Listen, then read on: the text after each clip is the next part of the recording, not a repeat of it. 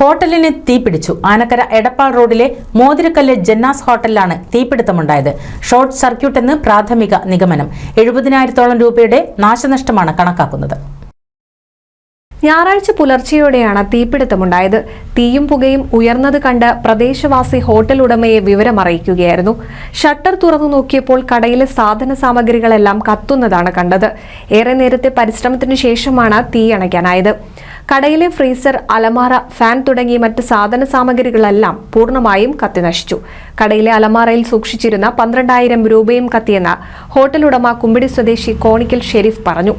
രാവിലെ 5 മണിയായപ്പോൾ ഇവിടെ അടുത്തുള്ള ചേട്ടനെ വിളിച്ച് ഇങ്ങനെ കടയിൽ നിന്ന് പുക വരുന്നുണ്ടെന്ന് പറഞ്ഞു. ഞാൻ വന്ന് പറഞ്ഞു കഴിഞ്ഞപ്പോൾ ഫ്രീസറും പിന്നെ അതുപോലെ അതിൻ്റെ അടുത്തുള്ള ഷെൽഫ് പിന്നെ ഇത് എന്താ പറയുക അലമാരി ഒക്കെ കൂടി കത്തി നശിച്ചു. പിന്നെ തൊട്ടടുത്ത് തന്നെ ഫാനുണ്ടായിരുന്നു. അപ്പോൾ ഇന്നലെ രാത്രി ഇതുപോലെ ഇടിവെട്ടി കഴിഞ്ഞപ്പോൾ ഫ്രീസറിൻ്റെ ഉള്ളൊരു സൗണ്ട് കേട്ടായിരുന്നു. ആ സൗണ്ട് കേട്ട് കഴിഞ്ഞപ്പോൾ ഞാൻ എല്ലാം ഓഫാക്കിയിട്ടായിരുന്നു. പിന്നെ അത് കഴിഞ്ഞ് ഞങ്ങൾ രാത്രി ഫ്രീസർ ഓണാക്കാൻ വേണ്ടിയിട്ട് ഓണാക്കിയിട്ടാണ് പോയത്.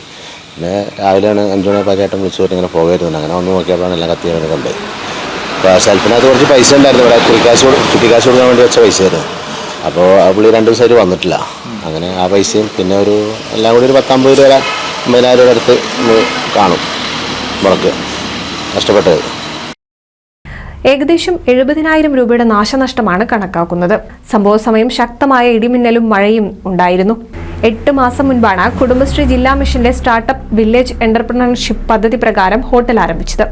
സംഭവത്തിൽ ആനക്കര പഞ്ചായത്ത് അധികൃതർ, KSEB ഉദ്യോഗസ്ഥർ ഉൾപ്പെടെയുള്ളവർ സ്ഥലത്തെത്തിയിരുന്നു. NCV news Thrithala.